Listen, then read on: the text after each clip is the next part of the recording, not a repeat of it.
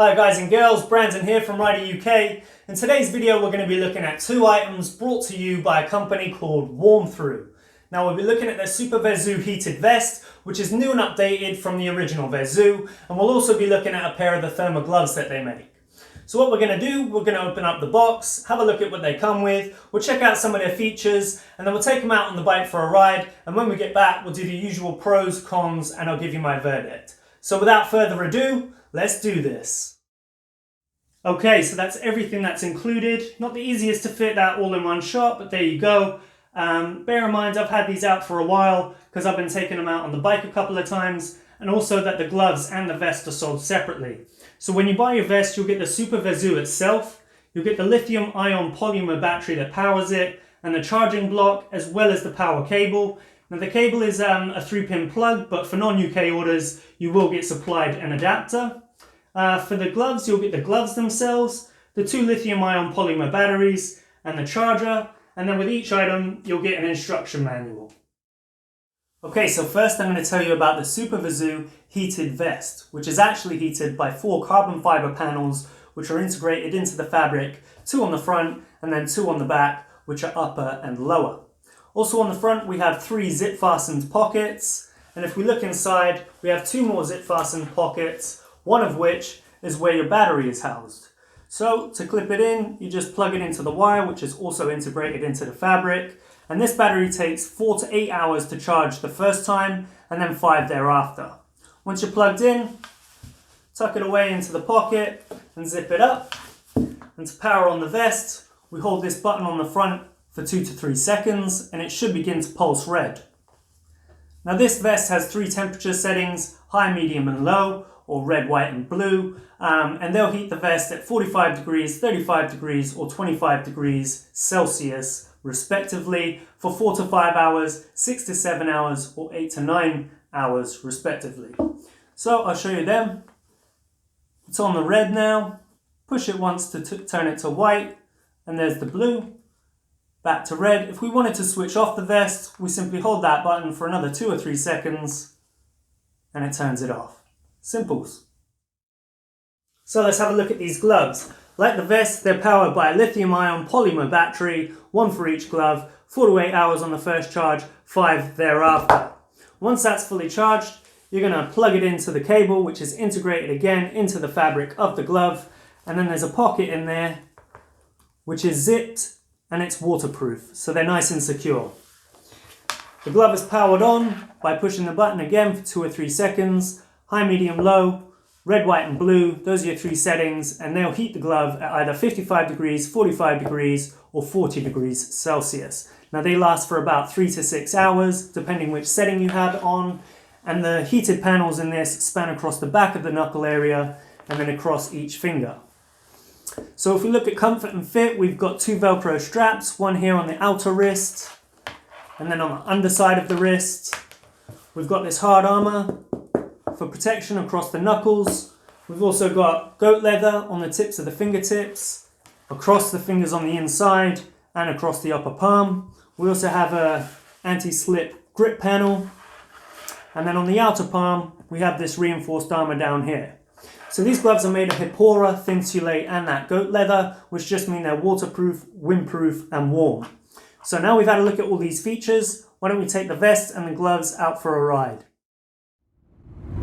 So here we are on the ride in the middle of Feb, and like I said, I've been testing these products for maybe the last 2 weeks, so I've really put them through their paces. We've had snow, freezing cold temperatures, and the first thing I noticed about the vest is that it takes no time at all whatsoever to heat up.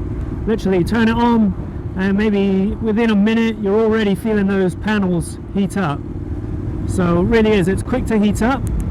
The second thing is that it's easy to fit over a base layer and under a jacket. It's quite a snug fit, which is great because it means all those panels are pressed up against you, but it doesn't hinder you wearing anything else. It's not intrusive or, restricting in any way. So I liked that about it. It's a nice snug fit and totally compatible with your other gear. One thing I did notice that I don't really like, I suppose, is that the 2 lower settings, and really more so that blue setting, I haven't been using them at all. Like, it's really cold out and I've only been using this highest setting. I mean, it's a vest for all kinds of outdoor activities, so maybe if you were hiking or something like that, then you might be using that blue setting, but for me, I found it's pretty much a one setting vest for a motorcyclist who's constantly feeling the wind chill. As for the gloves and their fit, I think they're a little over padded. There's a lot of wadding in there. It feels a little bit frumpy and doesn't allow for great dexterity on the controls, but maybe that's to do with the sizing. They could use a little less padding just to give extra flexibility and dexterity, as I say. But even with that being said, those big buttons, they're great because they're easy to operate even with that frumpiness. So the big buttons, you could take your hand right off, hold it down, switch between the settings. As I say, I've only been using the highest one, but they are nice and easy to turn on and off because of those big buttons. The other thing is that they're lightweight. That battery just tucks right away in that pocket, and then it's protected from the weather and everything else because it's waterproof. So yeah, they're not really a hindrance to be wearing. So there's a couple good things, maybe things that they could make changes to for both the vest and gloves. I'll get back and I'll give it a think, and then I'll give you some more pros and cons, and then we'll finish up with my verdict. Okay, so now we're back at home, we can look at some of the pros and cons. We'll start with the vest, and in addition to the things that I said on the bike, I'd like to add that I like the battery life. It lasts a long time. I've been wearing this vest for about 10 hours. I only had to charge it once, and this is using the highest setting. So bear in mind, if you use those lower settings, that you would get more juice out of it. And the second thing that I liked, which was an improvement from the original Vezzoo actually, is that they've clipped the hips, and that's so that when you're in the riding position, it won't actually bunch up. So it's a comfortable vest. The two cons I was thinking about were that it's not waterproof, so you need to wear a good, decent jacket to protect those electrical components, otherwise, that can be unsafe. And the second thing was that the back panel on the bottom half isn't as effective as any of the other panels. It doesn't give off a lot of heat, whereas the others are really powerful and they're totally cozy, nice and toasty, but that back lower one is a little bit lackluster. So, other than the frumpiness of the gloves, the things I actually really liked that I would add are that those fingertips are compatible with a touchscreen, so you can operate your devices without having to take them off, which is in line with the design. Obviously, you're not going to get cold if you can keep them on your hands. And then the second thing I liked is that they're super protective. So you've got impact-absorbent armor, abrasion-resistant materials, and then you've got that Hipora and that Thinsulate protecting you from the elements. So lots of good things to say about those gloves.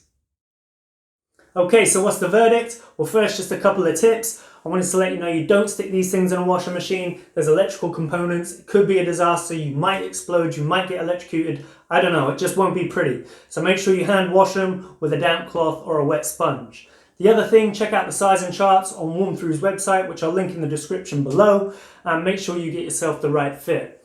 The last thing I'd say is that the vest with the battery and the charger, £135, or the gloves with 2 batteries and a charger, also £135, £270 for the lot. Now, with all of that being said, we can get to the verdict, and my verdict is that you can find cheaper products, but they won't last as long, they'll be heavier, and they're not going to be as powerful. So all in all, it's worth investing that little bit of extra money. I think WarmThru are having a sale at the moment as well. Check them out, they sell other accessories. But for me, yes, this gets 2 thumbs up. It's been keeping me warm for ages, how couldn't I? Anyway, let me know what you think in the comments below. If you've liked this video, give it the thumbs up and subscribe to the channel. I've been Brandon on behalf of Rider UK. Until the next time, keep it real and keep it 2 wheels.